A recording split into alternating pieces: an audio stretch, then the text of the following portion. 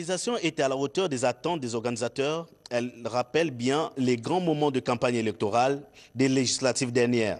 Des retrouvailles post-électorales entre militants, sympathisants, rehaussées par la présence des membres du comité permanent du bureau politique du Parti démocratique gabonais, députés et sénateurs du PDG et plusieurs invités venus manifester leur solidarité aux députés du premier siège du 2e arrondissement, Aurélien Tuntum, une cérémonie de remerciement des électeurs placée sous le signe du raffermissement des liens afin de garder toujours allumée la flamme de l'unité. Nous ne croyons pas car notre devoir est de maintenir la base de notre engagement politique qui est le rassemblement des filles et des fils de notre arrondissement sans distinction de race, d'ethnie, de religion et de sexe. Devant cette preuve de rassemblement et d'unité, nous devons résister et chasser les démons de la haine, de la division, du repli identitaire et de l'exclusion. Moment de réjouissance qui marque le début d'une nouvelle année et semble être également une opportunité à saisir pour sceller un nouveau pacte de cohésion sociale et de solidarité autour d'un idéal commun entre militants de ce parti de masse et les populations du 2e arrondissement, avec en ligne de mire les élections à venir. Et lorsque les locales nous verront, tous comme excellents, nous allons aller voter la liste que le Parti démocratique présentera pour démontrer que le PDG est bien implanté au 2e arrondissement. La remise des certificats d'encouragement aux meilleurs élèves et étudiants par le président d'honneur d'Elitis, une association des jeunes du 2e arrondissement qui œuvre pour la promotion de l'excellence, a été l'un des temps forts de cette cérémonie qui aura tenu toutes ses promesses. Alors on reste toujours dans le 2e arrondissement pour cette fois à parler finalement du raffermissement, voire du dynamisme du Parti démocratique gabonais avec cette nouvelle ressource humaine qui devra désormais officier dans la base justement de cette formation politique. Je ne vous en dis pas plus. Voici ce que nous rapporte ici Jean-Yves Oyono et Médard Engeng de notre rédaction. Installation de 3 comités et présentation officielle des différentes équipes qui composent les sections de Plénority. Jean de Dieu Mayumamba est venu procéder non seulement à la revue des troupes, mais surtout à la redynamisation de ces structures de base dont dépend l'efficacité de l'action du bureau fédéral dont il a la charge dans le 2e arrondissement de Libreville.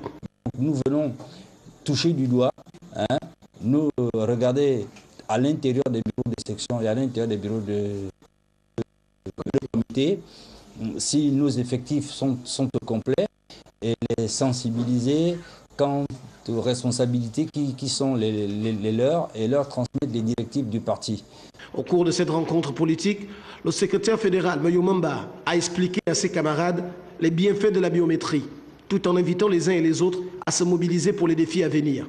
Habituellement, cela se fait dans des grandes réunions où on a toutes les fédérations et tous les comités réunis, mais nous avons décidé, on a pris l'initiative d'aller sur le terrain, d'aller rencontrer les secrétaires de comité, les secrétaires de section dans leur lieu de résidence et dans leur circonscription.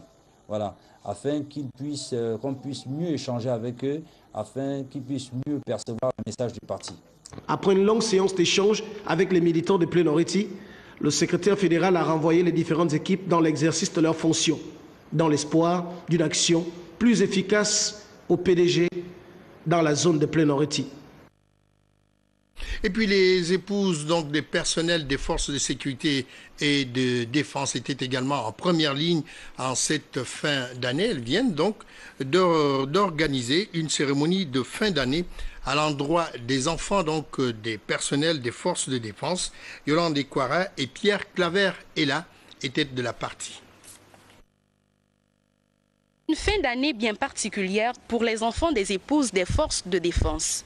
C'est pour récompenser le mérite et l'excellence que la Fédération des associations des épouses des personnels de forces de défense a organisé une cérémonie parrainée par l'épouse du ministre de la Défense, Brigitte Onzunga, à l'endroit des tout-petits. Après la visite des stands dressés par les différentes associations regroupées dans la fédération, la marraine s'est acquittée d'un devoir, remettre les présents aux enfants les plus méritants.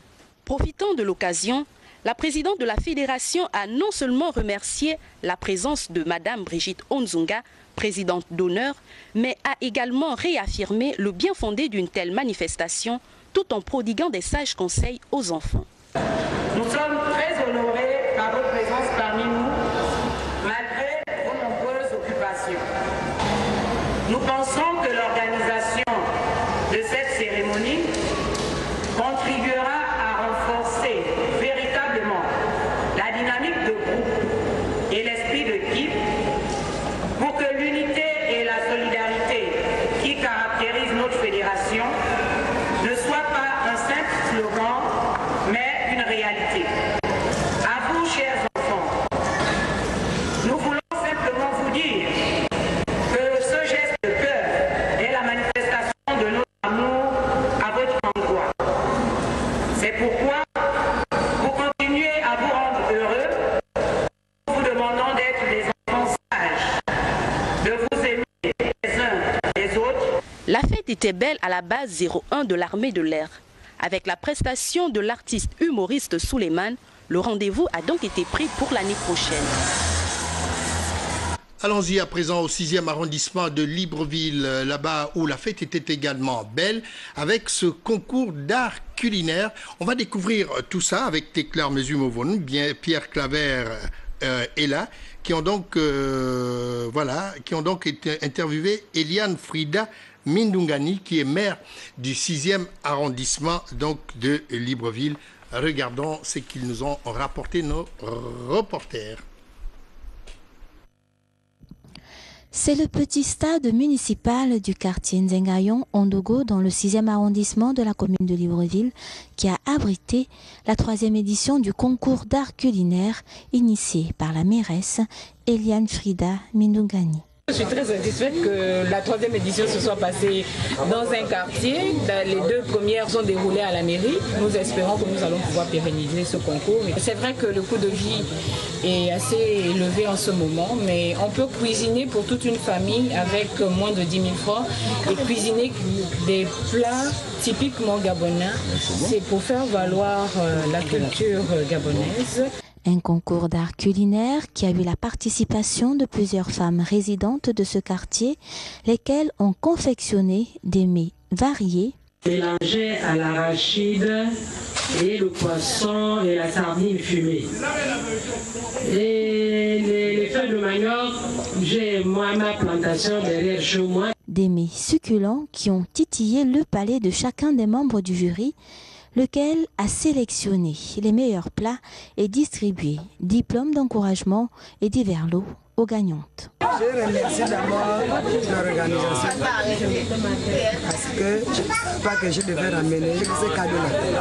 Je suis vraiment beaucoup contente. Cette 3e édition du concours d'art culinaire ici dans le 6e arrondissement de la commune de Libreville a constitué un moment de joie et de partage pour de nombreuses femmes de cet arrondissement, lesquelles attendent de plein pied la prochaine édition. Voilà, juste vous rappeler que la Direction générale du protocole d'État confirme qu'en raison du calendrier de son Excellence, Monsieur le Président de la République, chef de l'État, le chronogramme des cérémonies de présentation des vœux est réaménagé comme suite. Alors, demain, c'est jeudi, 3 janvier 2013. À 10h, c'est le corps diplomatique. Heure d'arrivée, 8h45, 9h45. 12h, le gouvernement, l'administration centrale, le Sénat, l'Assemblée nationale, la Cour constitutionnelle et le corps judiciaire. Heure d'arrivée, 10h45, 11h45 également. Et puis l'après-midi, à 15h, c'est le Conseil national de la communication, le Conseil économique et social, les commissions indépendantes, la CNAP, la CNLL, la CEI, la CNPDCP, les conseils municipaux, les chefs de quartier de Libreville 022 et les confessions religieuses. Heure d'arrivée, 13h45, 14h45. À 17h, ce sont donc les confédérations syndicales et le patronat. Heure d'arrivée, 15h45, 16h45 également. Journée du vendredi 4 janvier 2013, 10h, les forces de défense et de sécurité. Heure d'arrivée, 8h45, 9h45. À 12h, la présidence de la République. heure d'arrivée 10h45, 11h45 également. Et enfin, les vœux de la presse au président de la République gabonaise, heure d'arrivée 13h45, 14h45. Madame, Messieurs, vous avez suivi le journal sur Gabon Télévision. Merci d'avoir prêté attention à cette édition d'information. Et puis je vous retrouve demain pour d'autres informations à la même heure. Bonne soirée à tous.